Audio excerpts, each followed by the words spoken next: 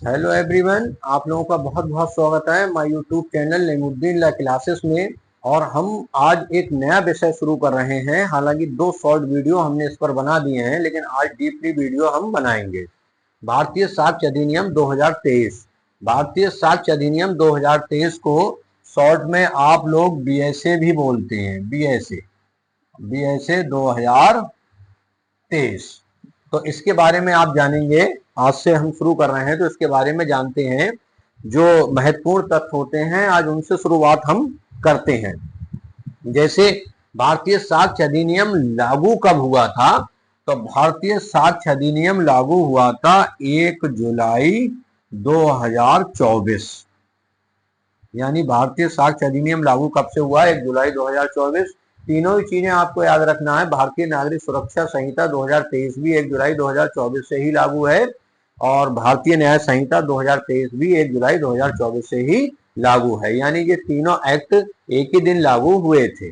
अब चूंकि कुछ क्वेश्चन प्री के आते हैं और उनका एक ड्राफ्ट होता है जो कि आपके दिमाग में रहना चाहिए अगर इसको पढ़ना है। बहुत इंपोर्टेंट ये विषय आप पढ़ रहे हैं। एपीओ में पूरे मेंस में 100 नंबर का आता है, तो इसका पढ़ना आपके लिए बहुत जरूरी है। चाहे आप वकालत करते हो, पीसीएसजे की तैयारी करते हो, एचजेएस की तैयारी करते हो, या इनफैक्ट एलएलबी भी करते हो, तब भी आपको एविडेंस एक्ट आना चाहिए। तो एविडेंस एक्ट का सबसे पहला जो प्री का क्वेश्चन बनता है वो ये बनता है कि इसका अधिनियम संख्यांक क्या है।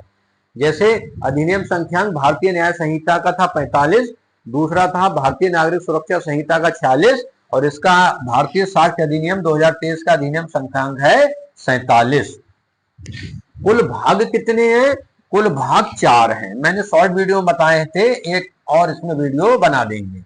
कुल धाराएं कितनी हैं? 170 हैं। कुल अध्याय कितने हैं? 12 हैं।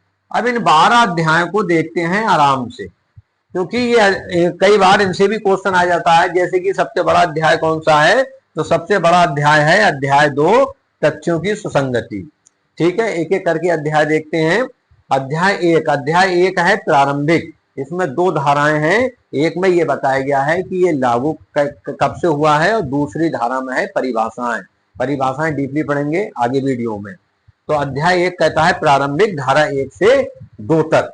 अध्याय 2 है तथ्यों की सुसंगति के बारे में। भाई हर एविडेंस न्यायालय नहीं मान लेगा, उसी एविडेंस को न्यायालय मानेगा जो रेलिवेंट हो। तो ये बताया गया अध्याय 2 में धारा 3 से 50 तक। क्वेश्चन ये भी आता है, ये सबसे बड़ा अध्याय है। सबसे बड़ा अध्याय कौन सा है? अध्याय 2 तथ्यों की सुसंगति, रेलिवेंट ऑफ फैक्ट।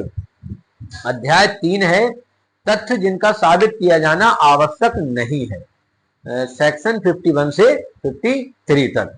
अध्याय 4 है मौखिक साक्ष्य के विषय में, सेक्शन 54 से 55 तक। मौखिक साक्ष्य कब दिया जाता है, ये सब बताया गया है अध्याय 4 में। अध्याय 5 है दस्तावेजी साक्ष्य के विषय में। एक बात हमेशा याद रखिए, जो भारत में जो एविडेंस, जो बढ़िया एविडेंस माना जाता है वो डॉक्यूमेंट एविडेंस माना जाता है। जैसे मान लीजिए एक घर पर मुकदमा करता है जिसमें बी रह रहा है, तो बी अपने बारे में क्या सबूत देगा? भाई इसकी रजिस्ट्री मेरे नाम है, इसकी खतौनी है, नगर निगम में टैक्स कट रहा है। ये सब डॉक्यूमेंट्स हैं, इनके बारे में बताया गया है अध्याय 5 में। अध्याय 6 दस्तावेजी साक्ष्य द्वारा मौखिक साक्ष्य के अपवर्जन के विषय में, सेक्शन 94 से 103 तक। यानी मौखिक साक्ष्य का अपवर्जन हो जाएगा यदि दस्तावेजी साक्ष्य है। भाई ए ने बी को एक रजिस्ट्री करी, साबित हो गया रजिस्ट्री करी है, गवाही हो गई, अंगूठा मिल गया, फोटो मिल गए, उसके बाद कह रहे हैं मैंने रजिस्ट्री करी ही नहीं है। कैसे मान लिया जाएगा? माना जाएगा आपने रजिस्ट्री करी है। ऐसी अध्याय 7 है सबूत के भार के विषय में। यानी सबूत का भार किस पर होगा? जैसे कि मान लीजिए ए बी पर यह आरोप लगाता है कि आपने मेरी वस्तु चुराई है, तो बी पर नहीं होगा कि मैंने नहीं चुराई है, पहले ए पर होगा। वो ये साबित करेगा कि बी ने वस्तु चुराई है, देखो ये सीसीटीवी कैमरे में वस्तु लेकर आते हुए साफ दिख रहा है। तो ये अध्याय 7 है, ये बताता है सबूत के भार के विषय में, धारा 104 से 120 तक। अध्याय 8 विबंध, धारा 121 से 123 तक। कुछ कंडीशंस ऐसी होती हैं जिनमें आप फंस जाते हैं, उनसे मुकर नहीं सकते, इसको विबंध का सिद्धांत बोलते हैं। तो इसको बताया गया है धारा 108 में विबंध स्टॉपल 121 से 123 तक।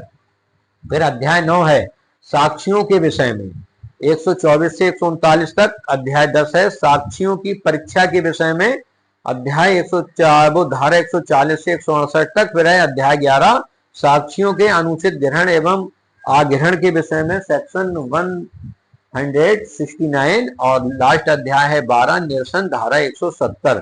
तो ये इस तरह से 12 अध्याय हैं एविडेंस एक्ट में, 4 भाग हैं, 170 धाराएं हैं। ये चीज आपको बिल्कुल रटी होनी चाहिए जब बीएसए 2023 आप पढ़ रहे हो। अगर ये खाका आपके दिमाग में है तो प्री का क्वेश्चन आपसे बच के नहीं जा सकता। ये खाका आपको अपने दिमाग में बनाना ही पड़ेगा। यदि आपने अभी तक चैनल सब्सक्राइब नहीं किया है तो चैनल सब्सक्राइब कर लीजिए। बताने की जरूरत नहीं है कि चैनल सब्सक्राइब करना निःशुल्क है। ऐसी ही वीडियो मिलेंगी, पूरा एविडेंस आपको पढ़ाया जाएगा। वीडियो देखने के लिए धन्यवाद।